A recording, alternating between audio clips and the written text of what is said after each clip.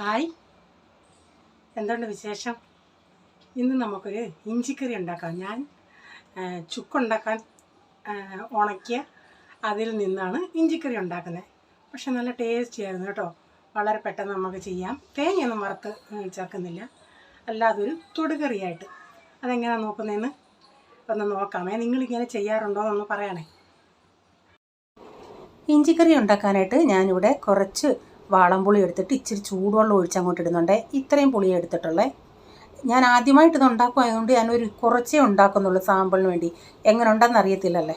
ഞാൻ ഇത്രയും ഒരു കൈപ്പിടി ഒരു ഇച്ചിരിയും കൂടെ നമ്മുടെ ചുക്കെടുത്തിട്ടുണ്ട്. ഇത് നല്ല ക്രിസ്പിയായിട്ട് കിലുകിലായിരിക്കുന്ന, ഞാനിപ്പം ഇത് ഉണക്കിയിട്ട് ഒരു 2-3 ദിവസം ആയതേ ഉള്ളൂ. ഞാനിവിടെ ഒരു പാത്രം വെച്ചിട്ട് ഇതിലേക്ക് ഇത്തിരി വെളിച്ചെണ്ണ ഒഴിച്ചിട്ട് ഇതൊന്ന് നമുക്കൊന്ന് വറുത്തെടുക്കാം. ഇതിപ്പം നന്നായി ഉണങ്ങിയതായതുകൊണ്ട് പെട്ടെന്ന് അത് മൂത്ത് കിട്ടും. ഒത്തിരി ഓയിലിൻ്റെ ഒന്നും ആവശ്യമില്ല. അപ്പോൾ അത് കുറച്ച് കളറൊന്ന് മാറിയുണ്ടേ ഞാനതൊന്ന് കോരിങ്ങെടുക്കുന്നുണ്ട്. അപ്പോൾ ഇത് ഈ വീഡിയോയ്ക്കകത്തോട് ഒത്തിരി കരിഞ്ഞതുപോലൊക്കെ തോന്നുന്നു. കരിഞ്ഞിട്ടൊന്നുമില്ല.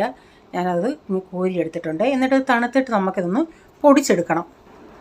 അപ്പോൾ അതിങ്ങ് കോരിയെടുത്തിട്ട് അതിലേക്ക് ഒരു ഇച്ചിരി കൂടെ വെളിച്ചെണ്ണ ഒഴിച്ചിട്ട് 1 ടീസ്പൂൺ കടുകും ഇച്ചിരി കറിവേപ്പിലയും, ഞാനിവിടെ കുറച്ച് കൊച്ചുള്ളിയും ഒരു സവാള എടുത്തിട്ടുണ്ട്.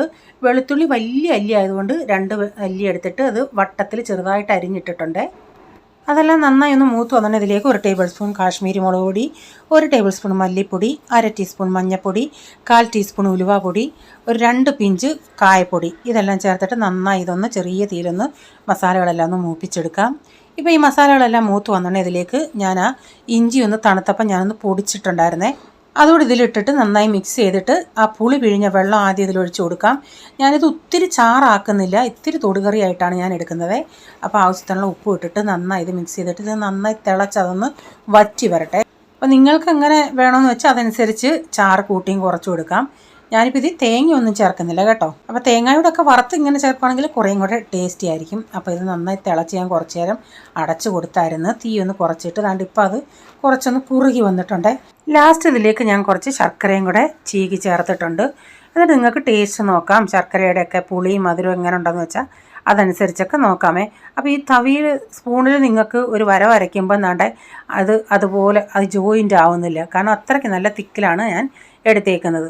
ലാസ്റ്റിൽ ഒരു ഇച്ചിരി വെളിച്ചെണ്ണയും കൂടെ ഒഴിച്ച് കൊടുത്ത്, ആ വെളിച്ചെണ്ണയും കൂടെ ഒഴിക്കുന്നതാണെങ്കിൽ നല്ല അടിപൊളി ഒരു പ്രത്യേക ടേസ്റ്റ് ഉണ്ടായിരുന്നു. അപ്പം നമ്മുടെ ഇഞ്ചിക്കറി ഇവിടെ റെഡിയായി. നമ്മുടെ ചുക്കും കൊണ്ടുണ്ടാക്കിയ ഇഞ്ചിക്കറി. ആരെങ്കിലും ഇങ്ങനെ ചെയ്തിട്ടുണ്ടെങ്കിൽ ഒന്ന് കമൻറ്റ് ചെയ്തേക്കണേ.